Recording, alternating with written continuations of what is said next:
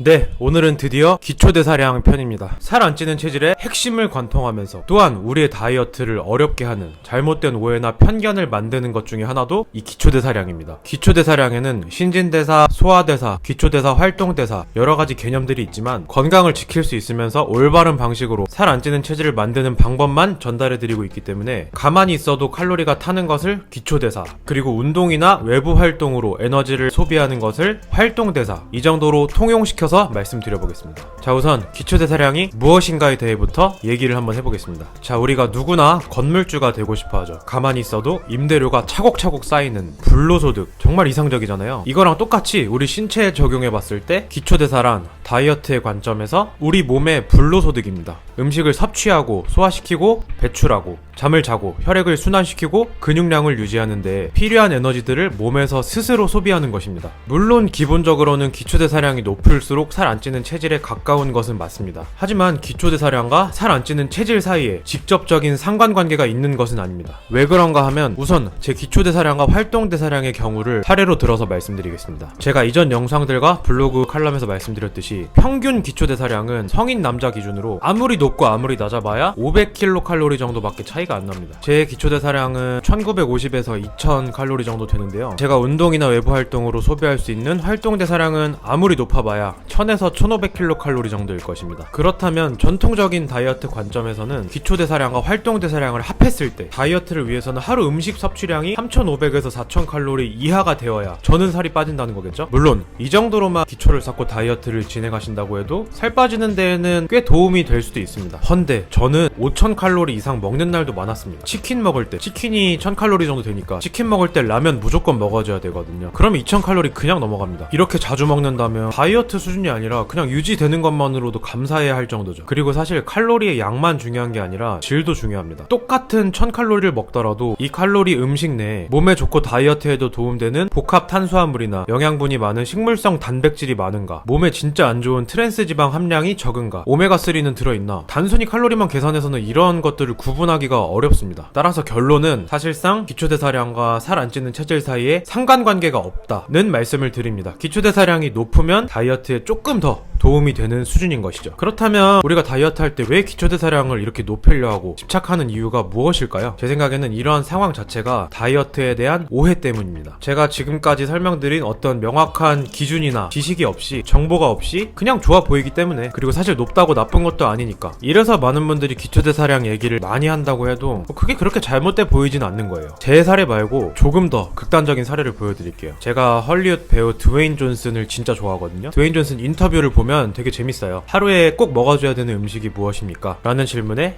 피자라고 합니다. 하지만 드웨인 존슨이 아무리 운동을 많이 한다고 해도 올림픽 나가는 선수들의 기량을 따라갈 수는 없죠. 올림픽 선수들조차도 하루에 훈련으로 소비할 수 있는 칼로리가 아무리 최대로 잡아도 2000칼로리 정도라고 합니다. 이 관점에서 또 다시 봤을 때 하루 10,000칼로리 정도 먹는 드웨인 존슨은 계산적으로 봤을 때는 무조건 살이 쪄야 돼요. 그렇게 낮은 체지방률을 유지할 수가 없어야 합니다. 여기서 이 현상을 설명하기 위해 나오는 개념들이 제가 가짜 다이어트에서 대표적으로 먼저 말씀드리는 글리코겐이나 다이어트 호르몬들입니다. 이전 영상들을 보시면 쉽게 이해가 가능하고요. 따라서 제가 드리고 싶은 말씀은 먹고 싶은 음식을 잘 먹어주면서 군살 없는 몸매를 유지하는 수준, 살 안 찌는 체질이 되는 것이 목표라고 한다면 기초대사량은 큰 상관이 없다, 의미가 없다. 그리고 잘 먹고 잘 활동하면서 언제든 에너지가 빠르게 소비되는 살 안 찌는 체질을 구축한다면 기초대사량은 주식이나 부동산처럼 장기적으로 자연스럽게 우상향합니다. 제 인바디 표들도 증거 중에 하나이고요. 제가 처음으로 살 안 찌는 체질이 완성된 2021년에는 기초대사량이 1800에서 1850을 왔다 갔다 했었는데 올해 들어서 2000을 찍게 되었습니다. 이와 반대로 전통적인 다이어트 식단 구성, 물론 클린하긴 하죠. 저탄수화물에 고단백질에 지방도 어느 정도 섭취해주는 그런 식단이니까요. 하지만 여러분들이 이 영상을 보시는 이유가 뭐겠어요? 식단 조절의 스트레스, 식단 관리가 어렵기 때문이죠. 맛도 없고 재미도 없고, 그리고 이렇게 전통 다이어트 식단을 너무 오래 지속할 경우에는 그러다가 가끔 맞이하는 치팅데이, 이 치팅데이를 시발점으로 해서 폭식증이 터질 수도 있고 요요 현상의 어떤 기점이 될 수도 있는 거죠. 따라서 마지막으로 정리하자면 우리가 기초대사량을 생각할 때는 소화나 수면, 혈액순환, 건강을 위해서 잘 먹고 잘 활동하고 잘 배출하면서 자연스럽게 증가시키는 또 다른 다이어트의 동반자 정도로 이해하시면 큰 도움이 되실 겁니다. 네, 오늘은 다이어트 관점에서 기초대사량과 활동대사량에 대해 설명해드렸고요. 오늘 영상도 도움이 되셨다면 구독, 좋아요 부탁드리겠습니다. 방원이었습니다. 감사합니다.